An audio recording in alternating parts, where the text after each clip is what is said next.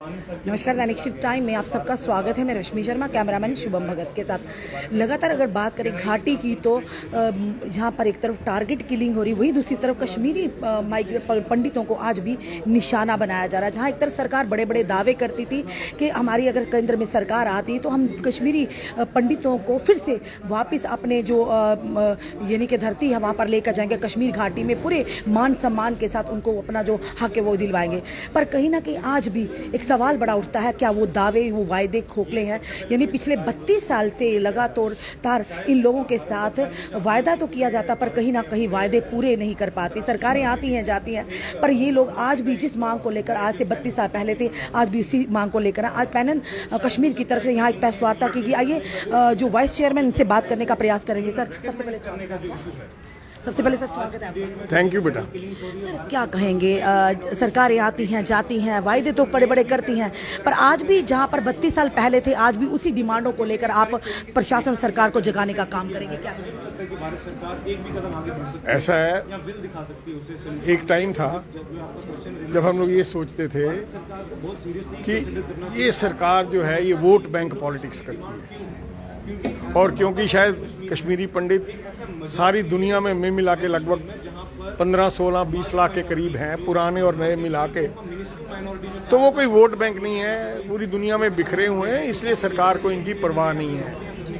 लेकिन हमने पिछले कुछ सालों में देखा, स्पेशली 1-2 साल में ये देखा कि ये तो अपने वोट बैंक की भी परवाह नहीं कर रहे हैं। ये कुछ ऐसी पॉलिसीज को सामने ला रहे हैं, कुछ ऐसे काम कर रहे हैं जहाँ पे जो इनका वोट बैंक, एक समय का ट्रेडिशनल वोट बैंक जिसे हम कहते थे कि BJP is a Hindutva organisation and their vote bank is Hindu, they are absolutely not bothered.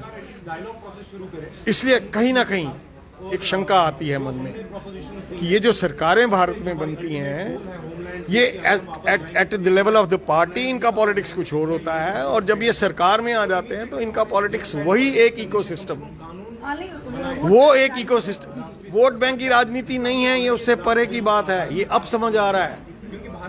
देखिए, आज राज्यसभा लोकसभा दोनों में इनका अपना पूरा बहुमत है।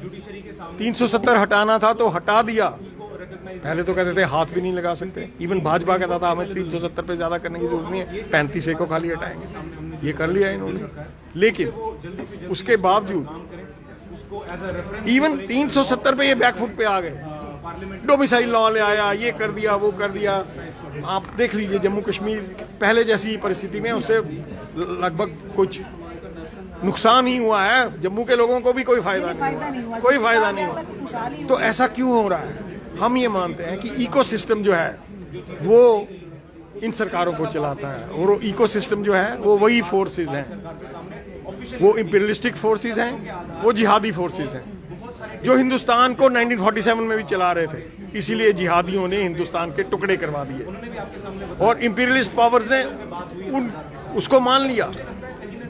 और उनके जो गांधी, नेहरू जैसे जो लोग थे, उन्होंने भी मान लिया कि हिंदुस्तान का विभाजन हो जाए, टुकड़े हो जाएं।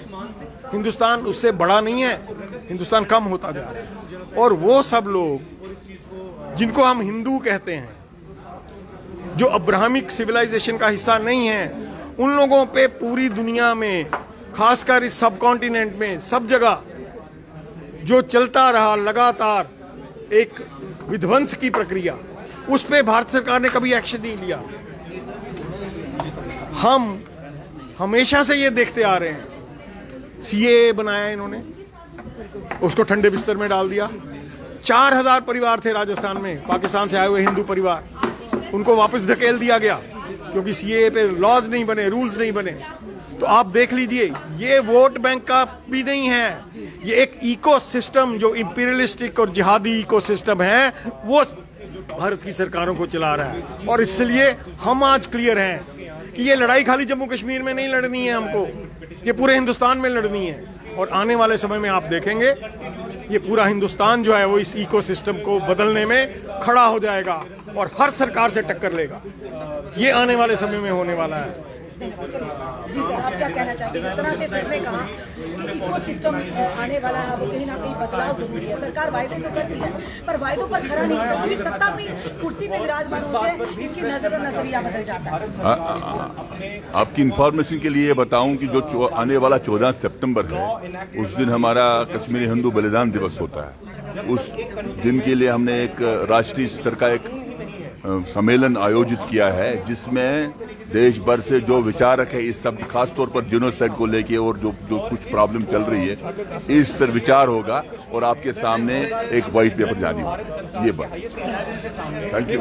आपने देखा यहाँ पर कि किस तरह से पैनल कश्मीर द्वारा एक प्रेस वार्ता का आयोजन किया गया और प्रेस वार्ता में किस तरह से भारत सरकार को आड़े हाथों लिया कि वो सरकार जिस पर ये कहते थे हिंदुत्व का दावा करते थे, पर उन्हीं के होते हुए आज किस तरह से जो कि टारगेट किलिंग का सिलसिला कश्मीरी पंडितों को जिस तरह से टारगेट की जा रहा है और उसी उनकी हत्या की जा रही है, लगातार सवालिया निशान खड़ा करते हैं। क्योंकि सरकारें बड़े बड़े दावे तो करती है पर जो ही कुर्सी पर विराजमान होती है तो अपने दावों से ही कहीं ना कहीं वो पीछे हटती नजर आती है। उसी के चलते आज जो कि पैनल कश्मीर की तरफ से एक प्रेस वार्ता की गई और भारत सरकार से ये गुहार लगाई गई कि जल्द से जल्द जिस तरह से वायदा किया तो उस वायदे को पूरा किया जाए, अन्यथा आने वाले समय में ये पूरी देश की जनता बदलाव के लिए आवाज जरूर उठाएगी।